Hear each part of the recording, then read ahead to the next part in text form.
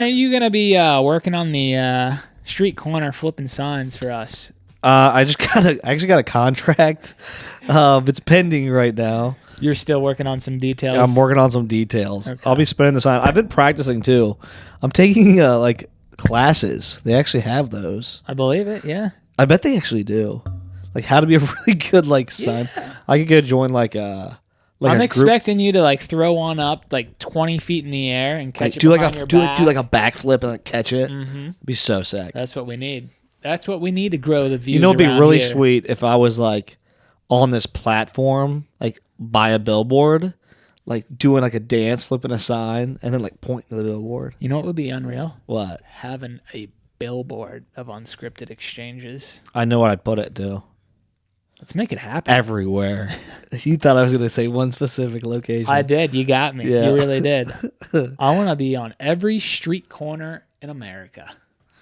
Unscripted exchanges. Taking over the Dude, world. I want to be. Yeah, I want to be like everybody knows what Walmart is. Like I want to be like everybody knows unscripted exchanges, but not for our like low prices. Amen to that. we want to have a pretty one size fits all. pretty large profit margin. Yeah, Yeah. they ain't doing too bad. So I'm glad to be here today. Are you glad to be here today? Dude, I'm glad every day that we've got this show going. I'm glad to be alive every day, you know? It's an opportunity, it's a gift. I don't take it for granted, you know? Yeah. I had a really I have to tell this story cuz it was something I wanted to tell you before I got here, but I held it. So I had a really special moment last night. So we had we were like doing a family movie night. We haven't had like a lay in mom and dad's bed with the girls, watch a movie. Like we haven't not done that, like a quiet Saturday night in a while. So we had our 8-year-old Ava up there and she's all snuggled in, and then Blake. So she's like obviously just over 6 months old now, so she's like a lot more things are intentional, the smiling, the laughing, all right, the playing around. But it was so cute. So I brought her in bed with me and I had her on my arm and she looked up at me. She turned her whole body towards me, put her arm up on my chest, and went right to sleep. Oh. Like she was like, I'm gonna snuggle in and go to sleep. Like she wasn't like trying to watch the movie. She's like, I'm really comfortable right now and I just want to go to bed. So she turned her body and like within like 30 seconds was out cold. And my heart seriously melts so much thinking about that. It was so precious. I thought you were going to say she spit up on you No, or something she like went. that. Dude, it was just like when your kid like snuggles in like that, you'll be there one day and you'll be like, Cole, I remember when you told me about that. It was so precious. So I had to share that. I have to get that positive energy out in the world because parents that are listening, they can totally relate to that. That's an awesome Or story. people that have a puppy that likes to snuggle them. I don't know. I need a dog, you know? You do. Everyone keeps telling me I got to get one. I know exactly what I want you to get too. If my sisters are listening, maybe I'll get one sometime soon. I've been putting it off for a while. Doodle. Maybe the time is You should noodle. approaching. You should noodle about a doodle. I like that. I'm going to noodle about a doodle. Dude, noodle on that. Well, everyone, thanks for joining us for another episode of Unscripted Exchanges. We are going to be diving into some awesome topics once again. I mean, every episode is jam-packed with some amazing stuff, but I am feeling extra clear today. I think Cole is as well, so want to kick things off by just diving on into some important stuff. And I think, go ahead. I was think going to you're add about I want say to add a something there. precursor for everybody because Hayden does like to throw some stuff at me that I'm not prepared for. And just so everybody knows, I literally have no idea what we're going to be talking about today. Cole is quick on his feet, Yeah. which is a good... I challenged Hayden to see if he could throw me off balance. So something that I've written about, I continue to think about, is the importance of having multiple points of view, resources, opinions, because there's a lot of information out there in this world, and there continues to be. There's a lot of people that will tell you that this is the right way to do something, and then you go talk to another camp or group of people, and they'll tell you something completely different.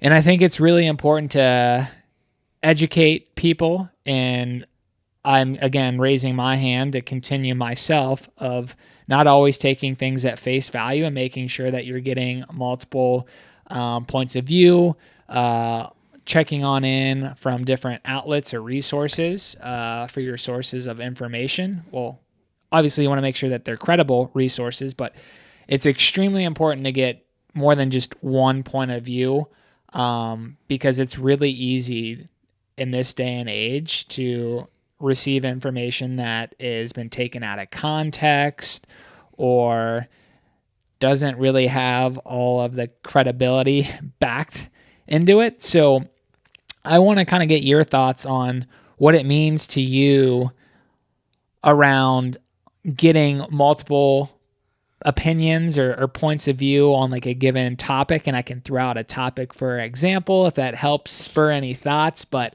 my whole stance here is don't just get one opinion. And a prime example of this would be like if you're going to a doctor and a doctor tells you that you might have cancer and you need to do some like extreme procedure. Like, would you take his word for it or her word for it? Or would you go and try to get multiple opinions from other experts or doctors? That's kind of how I'm framing this up for you. So you set me up well. I'll tell you this. As a parent, I like to bring it back to this. As a parent, you like constantly deal with like opportunities to get multiple inputs for certain things, especially when your kid's growing, or you there's some things you just say, I don't need it. I don't want somebody else's opinion. I'm gonna do it my way. But I think that's I did see something funny actually. This guy was I was scrolling the reels on Instagram, and he was talking about the day and age we live in and the access to information.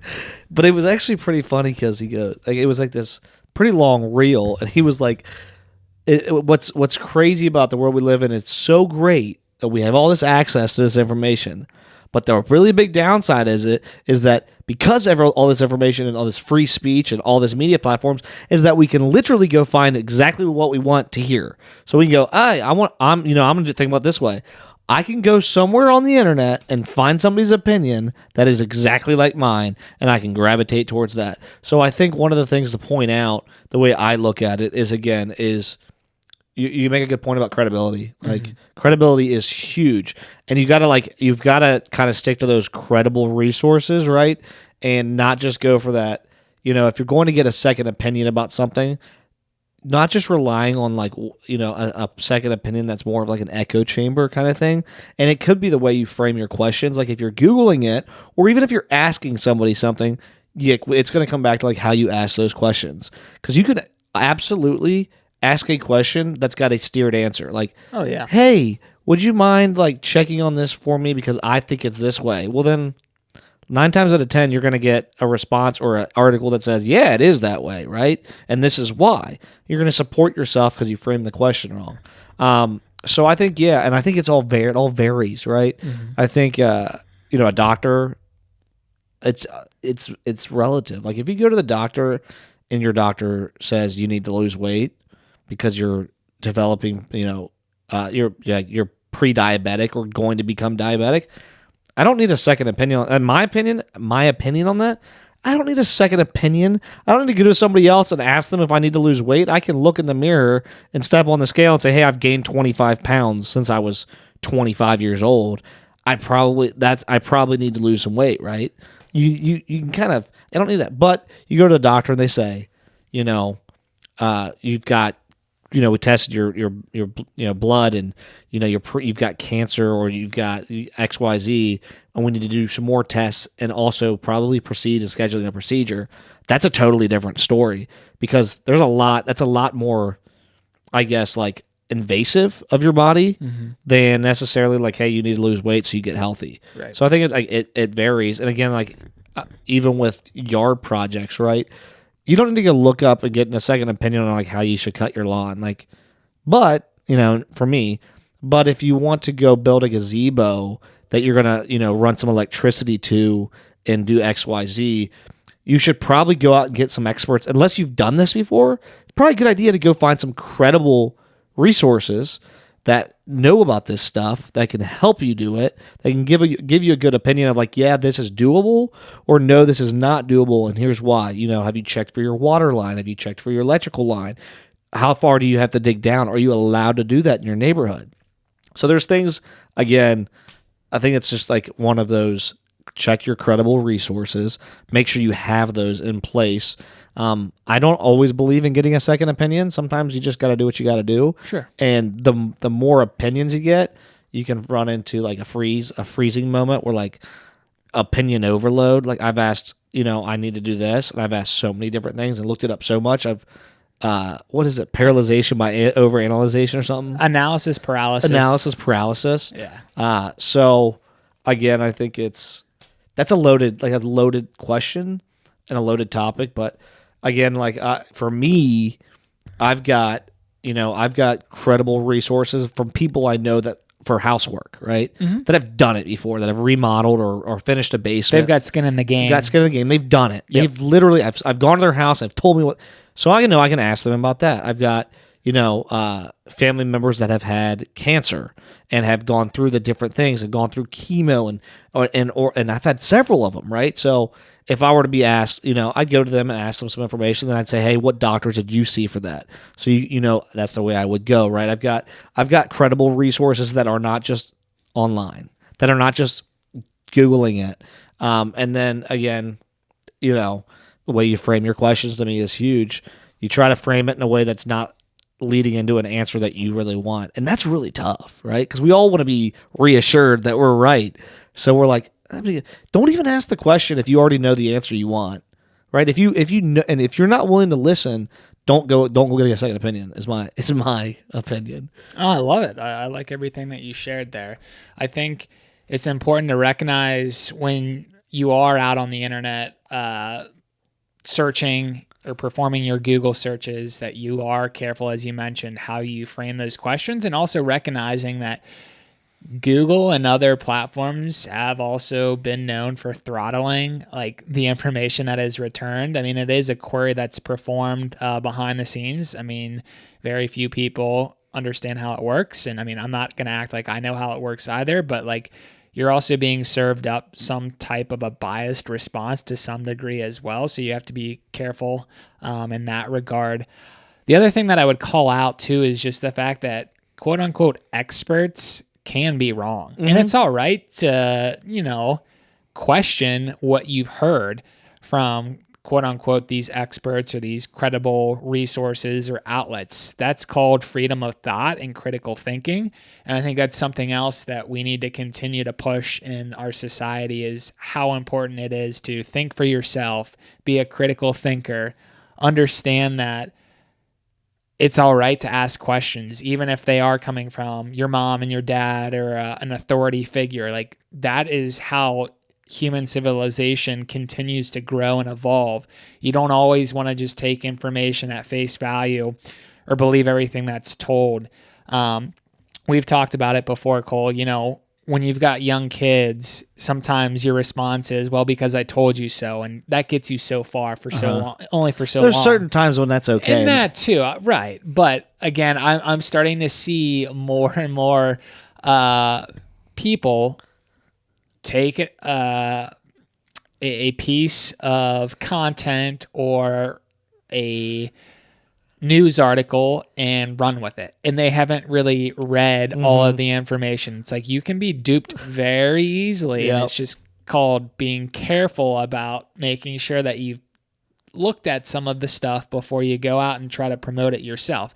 And look, I'm raising my hand as well. I've done it myself. But again, just trying to be more conscientious of that and recognize that, hey, take a look at what's actually in the content or the journal itself before you're pushing that, because that's a reflection of who you are too, and you want to be careful. Right. I love that you touched on the kid thing. So this is kind of an example I have from Friday actually.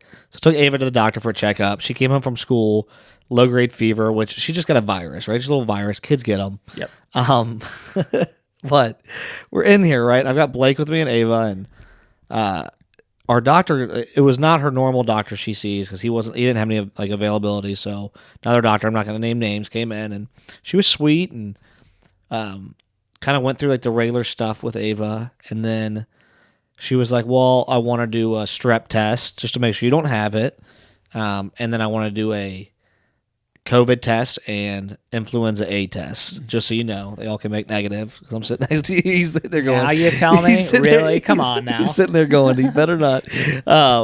But she literally, bless her heart, she goes, first with the strep test, how far down is it going to go? And not that far down, honey. She goes, can you show me exactly how far down you're going to put that in my throat?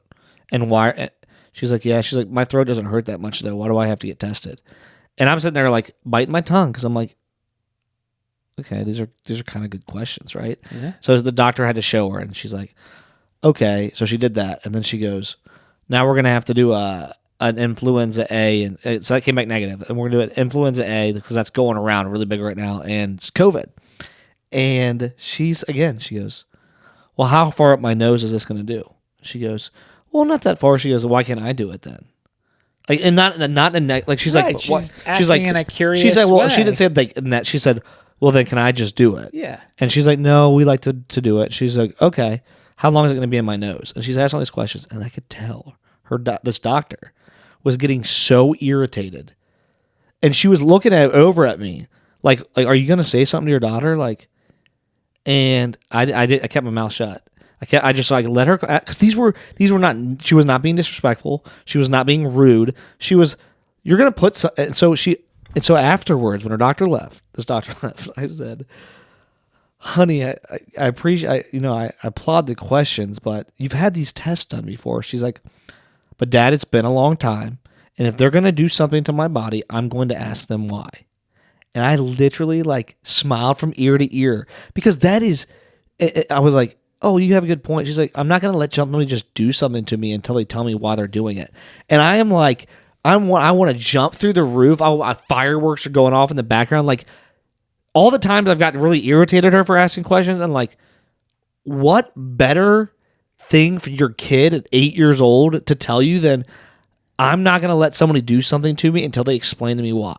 You're not going to do something. You're not going to mess with my body until you tell me what's going to happen and why. And she literally said that just matter-of-factly. And I'm like, you got a good point. She is Like, she wise said beyond that. her years. I'm not kidding you. I'm like, Are you sure she's your daughter? I'm like, she's been listening. She's literally like, and the best part about it is that she did it in a way that wasn't, the daddy wouldn't be like, you're being rude. She wasn't being rude. The doctor was just like, I don't want to be asked questions. I'm like, you know what, sweetheart? You had sound reasoning for why you asked the question. Hell yeah. I love that. You're not going to put something in my nose or put something down my throat without telling me why. Sounds like she's been listening to our I episodes know, right? too. The power of asking questions, the right questions, framing them up. It sounds like she did a very good job. She wasn't disrespectful. And also her getting brain, into the why. Dude, her brain was like, she had connected the dots. And we've talked to her about this. But she's like very much like, you're not going to do something to me without telling me why you're going to do it. And not in a mean way, And I was just so proud of her. I was so happy. Dude, I love hearing that. That's so cool. Yeah, it was cool. She's one smart cookie. Amanda, sweetheart, if you're listening, you should give Ava an extra treat for that. Because that was just a rock star. I don't think I told Amanda that story yet. Because she was at work Friday night. So You better. That's a beautiful story. I know. Well, hopefully she's going to hear this and follow up with me about it. Maybe I don't tell her the story and see if she finds out about it through here. There you go. Then I'll know if she's really listening. She's just telling me. A little test right there. Yeah. So here's another thought that I just thought of as we've been talking about this, and it kind of relates to, getting multiple opinions or, sources of information. And this might kind of hit home with kind of your daily role and job of being a sales expert. And let me do a better job of setting this up. So I'm really big into nutrition and fitness. I know you know that, but I'm repeating it for any people out there listening for the first time. Yeah. And I'm looking at making an investment in a sauna. And I've quickly learned that there's a lot of misinformation out there about saunas. Mm-hmm. And again, it can be overwhelming, and you can get into analysis paralysis as you were describing with, taking in too much information. But where I'm going with this is I've talked to a few people on the phone and I've asked, okay, do you have this product? Do you use this product? And when people tell me that they don't, I think that's a red flag. A very big red flag. Mm-hmm. Why are you trying to push a product that you don't use or own? You want my opinion on that? Yeah, because again, you're in sales.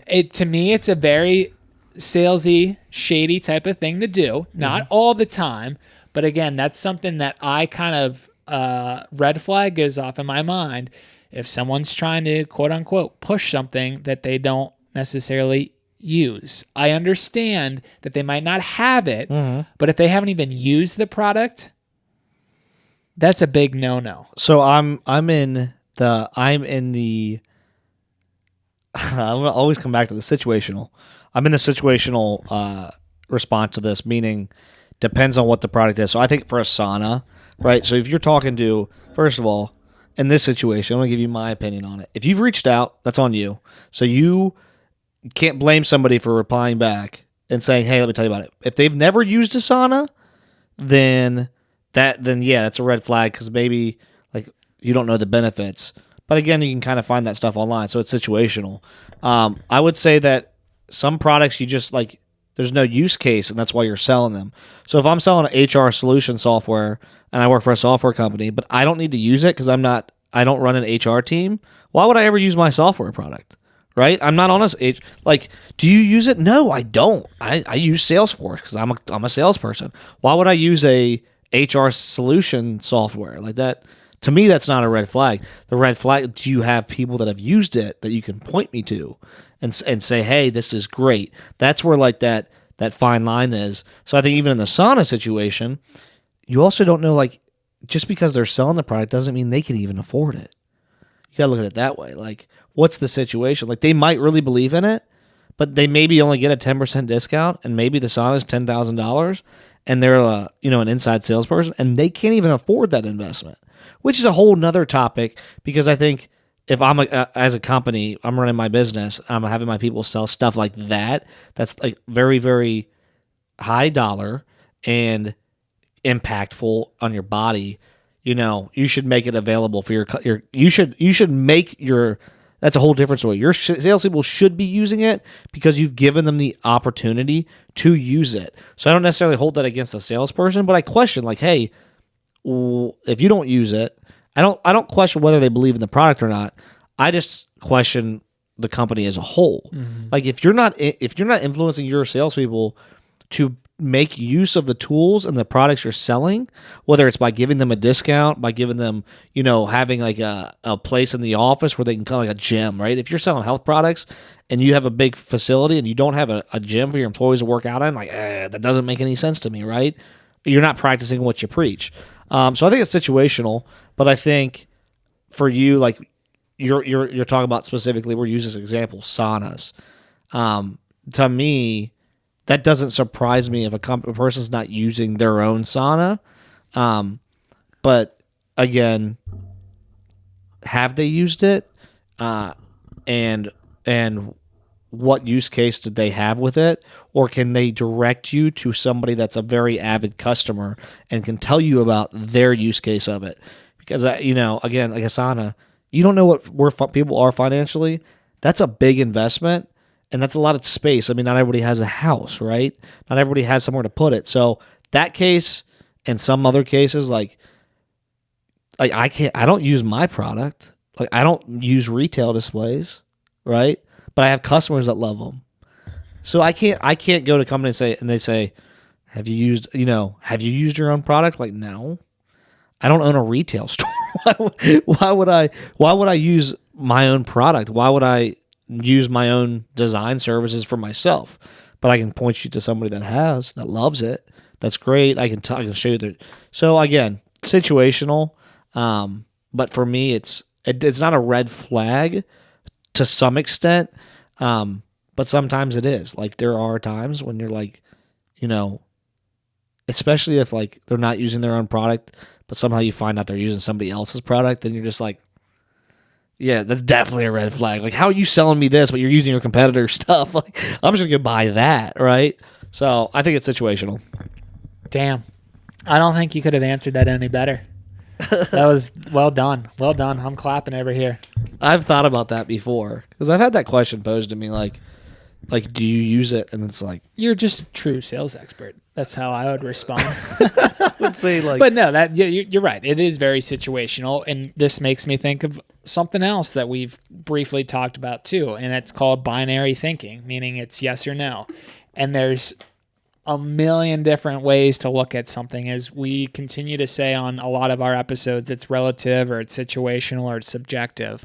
Like, a lot of things aren't as easy as yes or no. And as you were describing there, depending on the product or what it is, there might be situations where it's like, no, I'm an employee of this company. I really believe in it, but unfortunately I don't have the financial means, or, I don't have the room for it. Again, going back to my example of a sauna. So that was really well answered. So I just want to get some additional thoughts on, do you think that kids and even grown adults, but we'll stick with maybe kids because you've got kids, do you think that the education system is kind of gravitating or pushing kids to think in just binary means of it's either yes or no, or it's this way or the other way? I think we practice too much. I think yes. I think Like there's a right answer and not a wrong answer. Like there can be multiple answers in my opinion. Sorry, I'm starting to answer my own question. No, I think you're spot on. I think our education system, or just as a whole, we tend to like to do easy things, and that's why we like binary thinking. Yeah. We tend to like easy answers, right? And like I'm a culprit. I mean, sometimes I just want to hear yes or no. Yep. I don't want to, did you have a good day? Yes, no. Okay, like tell me more. That's an example. You're struggling with that mic, by the way, over there. No, I'm just adjusting it, just making sure it's right. Because I'm thinking as I'm doing that, right? I'm a fiddler. If you haven't known, like when I take big calls and stuff, I'm kind of moving. My brain's thinking. So again, there's like things. There's times in life where that binary thinking, that yes or no question, isn't necessarily like good by itself, right? Are you having a good day? Yes. Well, why did you tell me more? Why are you having a good day? I don't subscribe to like personal questions being binary, because it's like, why ask the question if you don't want to know the answer? But there are some things in life where you do want a yes or no. Do you want them to be black and white? I think our education system and like us in general, like we're really caught in that like gray area. Like we want to be able to solve problems and like get into the nitty gritty, but then at the same time, it's only when it suits us. Like we don't want to discuss things when it doesn't suit us. We just want a yes or no. But then when it does suit us, then all of a sudden we need to have a full-blown discussion. So we'll bring in different ideas and different solutions when it's right for us. But then when we want just one answer, then it's not okay for you to have a discussion with me.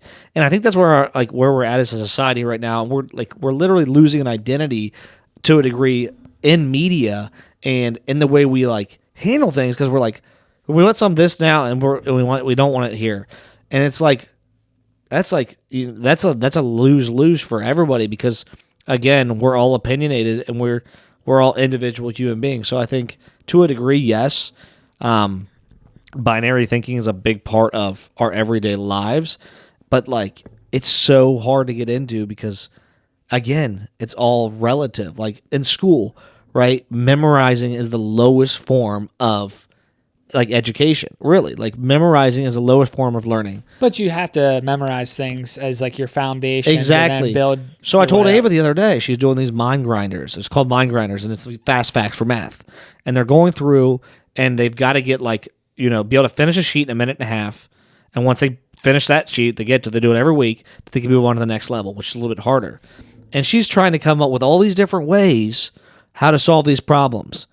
And I'm like, no. Let's just memorize them. Like, you need to move on to the next level. 5 plus 5 is 10. You don't need to do it a different way. You don't need to this is not a situation in life where you need to figure out how to solve it better or be more creative. I don't want you to be creative with your mind grinders. Like, I want you to know how to 2 plus 2 equals 4 because you need to move on to the next level, right? That's a situation where, like, yeah, binary thinking fits. Like, yes, this is how you do it. No, this is not how you do it. Mm-hmm. There's other situations where we're, memorize this memory verse, like, as an example. I don't want her to memorize it. I want her to understand why the verse is that verse. What does that mean? And what does that teach you? So there's different things. Again, like the school lead, like in schooling, we memorize binary, and then there's things in school that kids are taught, and we're taught to like memorize when we should be thinking of it in a binary way, in a non-binary way, in a very open setting that's like, let's understand it how we interpret it. So again, there are certain situations where it does make sense to have a binary answer of yes or no, and then there's other instances where it makes more sense to have multiple different ways to getting to end solution or that answer.